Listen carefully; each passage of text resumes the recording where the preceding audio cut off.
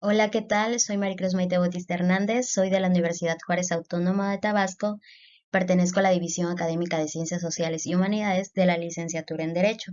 La asignatura es la Filosofía del Derecho y el tema que abordaré es la teoría pura del derecho de Hans Kelsen del capítulo 1 al 5. El capítulo 1, el derecho y la naturaleza, que es una teoría pura del derecho. Bueno, esta teoría pretende establecer el derecho como ciencia y que se limita a conocer únicamente su objeto. Lo que Hans Kelsen aquí pretendía era eliminar cualquier elemento que fuera ajeno al derecho y solo procuraba determinar qué es, cómo se forma el derecho, sin preguntarse cómo debería ser o cómo debería formarse. Las ciencias de la naturaleza y las ciencias sociales. Kelsen hace una distinción en la que la naturaleza se rige por un principio, el de la causalidad, mientras que el derecho se rige por el principio de la imputación. El principio de la causalidad en la naturaleza, básicamente lo que él quería decir con esto es que existe una causa y un efecto en la naturaleza. Es decir, si la condición A se realiza, la consecuencia B se producirá. En esta no interviene ningún acto humano ni sobrehumano, simplemente es la naturaleza. Por ejemplo, en si un metal es sometido al calor, éste se dilatará. Aquí hay una causa y un efecto, y no interviene un ser humano ni una fuerza sobrehumana. La imputación. Bueno, la imputación, este principio vincula dos conductas humanas. Por un lado el acto ilícito y por otro la sanción. Es decir, si se ha cometido un acto ilícito, debe aplicarse una sanción. En este hay una relación establecida por actos humanos o sobrehumanos. La imputación en el pensamiento jurídico, bueno, aquí aparecen las reglas del derecho. Estas son las proposiciones mediante las cuales la ciencia jurídica describe su objeto, que pues son las normas jurídicas. El objeto de la ciencia del derecho. La ciencia del derecho es una ciencia normativa y la ciencia la estudia en dos aspectos, el estático y el dinámico. El estático es el conjunto de normas determinadas de las conductas humanas en las cuales los hombres prestan una conformidad, y en el dinámico es el conjunto de conductas humanas determinadas por las normas, de la manera en que el derecho es creado y aplicado. Las normas. Bueno, una norma en su definición, Kelsen nos dice que es el sentido de un acto con el cual se ordena, permite o autoriza un comportamiento. Kelsen dice que toda norma proviene de otra norma y existe la norma positiva y la norma supuesta. La positiva, que es la puesta, es la que es impuesta por un acto cumplido y la supuesta es creada por un acto intelectual. La validez. Bueno, la objetivamente válida cuando el comportamiento humano que ella regula se le adecúan los hechos.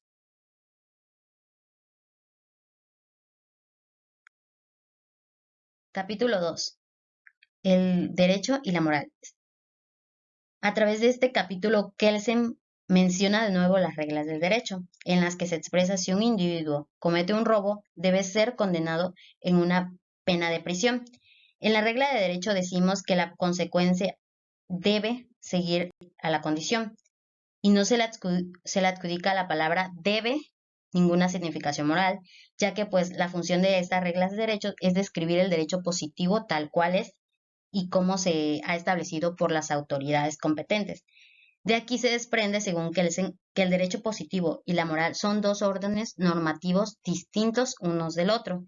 Esto no significa que se deba renunciar al postulado de que el derecho debe ser moral, puesto que precisamente solo considerando el orden jurídico como distinto de la moral, cabe calificarlo de bueno o malo. El derecho positivo puede en ciertos casos autorizar la aplicación de normas morales, es decir, que permite en la moral el poder de determinar la conducta a seguir. Y cuando una norma moral es aplicada en virtud de una norma jurídica, ésta adquiere el carácter de jurídica. Y puede suceder que en un orden moral prescriba la obediencia al derecho positivo.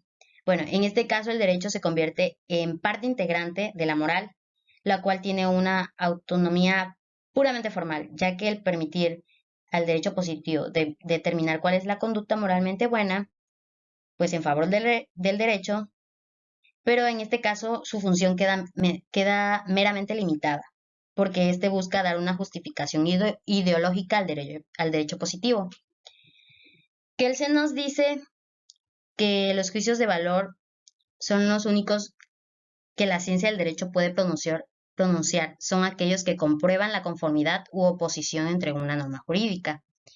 Los juicios de valor moral tienen un carácter subjetivo. El que considera justo o injusto un orden jurídico o alguna de sus normas se funda a menudo sobre una norma de una moral positiva, es decir, sobre una norma que ha sido puesta, sino sobre una norma simplemente supuesta por él. Él nos da un ejemplo en el que un orden jurídico comunista es injusto, puesto que no garantiza la libertad. Con esto supone que existe una norma que dice que el hombre es libre y en este caso se están fundando en una norma supuesta, porque este juicio de valor proviene de la moral, ya que proviene de la persona que está diciendo esto. Y esto es ajeno a la ciencia del derecho. Kelsen también piensa que determina que la justicia absoluta es una idea irracional.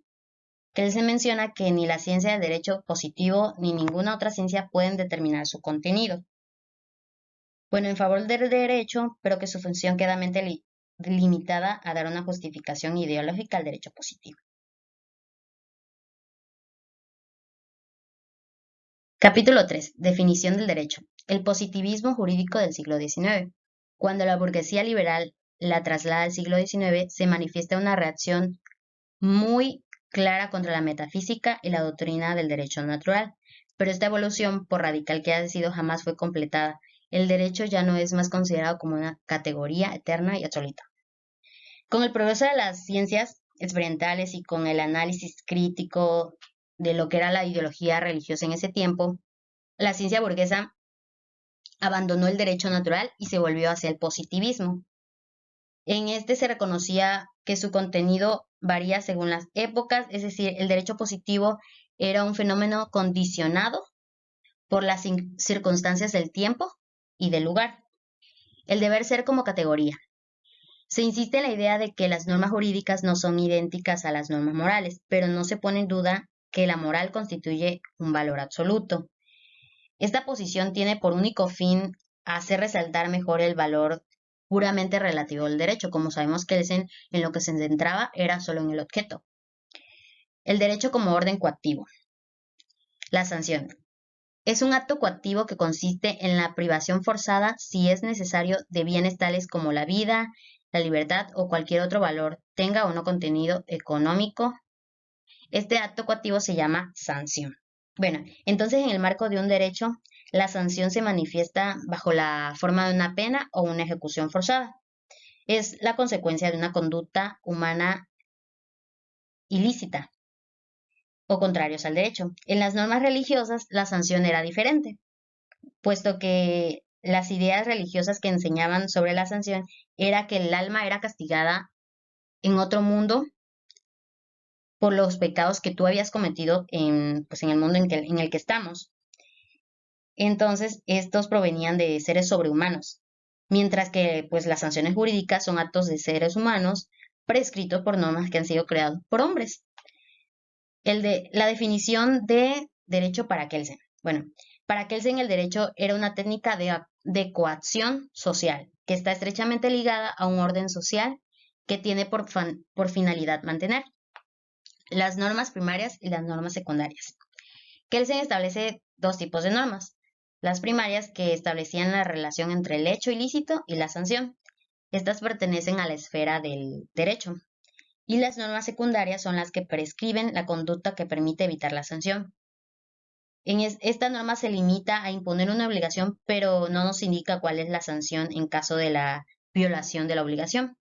Y hay muchos ejemplos que se presentan en nuestros códigos, en nuestra Constitución. Capítulo 4. La obligación jurídica. La obligación jurídica y obligación moral.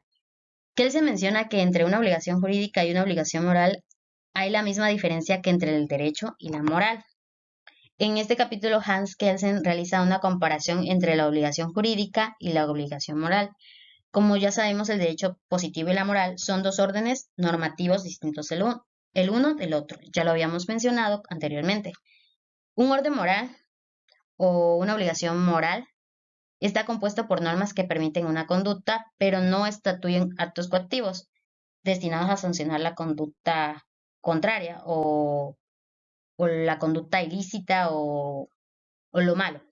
Un ejemplo nos da de que una mujer que está casada es infiel a su cónyuge, podría decirse que esta conducta es contraria al orden moral, pero desde este orden no existe ninguna sanción para su comportamiento inmoral. Esta es la diferencia entre la obligación jurídica. En cambio, en el orden jurídico o la obligación jurídica, no existe o no hay una obligación de conducirse de una manera determinada, sino en el caso de que una norma jurídica estatuya un acto coactivo para sancionar la conducta contraria. Por ejemplo, no existiría la obligación jurídica de no matar si no estuviera previsto en el Código Penal una sanción para aquel que mata a otra persona. Aquí está la diferencia. La obligación jurídica prevé una sanción, pero la obligación moral no la prevé. ¿Puede haber una obligación jurídica sin sanción? Si la coacción no es un elemento esencial del derecho, entonces existirían dos clases de obligaciones jurídicas. Kelsen nos dice que no existe obligación jurídica sin sanción. La obligación e imputación. La expresión debe ser que figura en la regla de derecho indica solamente el sentido específico de la relación establecida por toda ley social entre una condición y su consecuencia. Esta relación tiene el carácter de una imputación.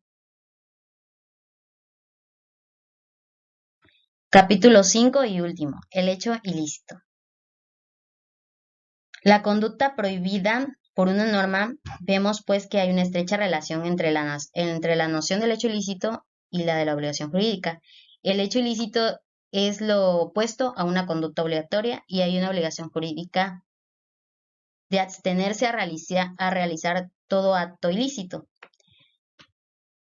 Según Kelsen, es la conducta contraria a la prescrita por una norma, es decir, la realización de una conducta que está prohibida por una norma, de acuerdo a la regla de derecho que se ha mencionado anteriormente, que dice que en tal condición un individuo debe conducirse de una manera determinada, y si no lo hace y realiza una conducta opuesta, o sea, un hecho ilícito, de esta manera comete, pues, el hecho ilícito. Es decir, si el legislador declara que tal conducta está prohibida, pero omite prescribir o autorizar una sanción, la conducta prohibida no es un hecho ilícito. Tiene que haber una sanción para que se considere un hecho ilícito. Hay una diferencia entre la teoría pura del derecho de Hans Kelsen y la teoría tradicional. Es que Kelsen creía que el hecho ilícito era un elemento del derecho, mientras que para la teoría tradicional la veían como una negación o algo opuesto al derecho, es decir, no estaba dentro del derecho. La teoría pura lo introduce en el interior mismo del sistema jurídico. Esta es la diferencia entre la teoría pura del derecho de Hans Kelsen y la teoría tradicional. Kelsen creía que el hecho ilícito era un elemento en el derecho, pero la teoría creía que estaba fuera de él, porque era algo malo, algo que estaba mal. La conducta calificada de hecho ilícito no es la única condición de la sanción prescrita o permitida. Bueno, recapitulando y para finalizar, a modo de conclusión, entonces el hecho ilícito es la realización de una conducta prohibida por una norma y que además debe existir una sanción. Para concluir, podemos ver que Hans Kelsen definía el derecho desde un punto de vista objetivo. Trataba de separar la ciencia jurídica de la política y que se apegaba a la realidad de su época.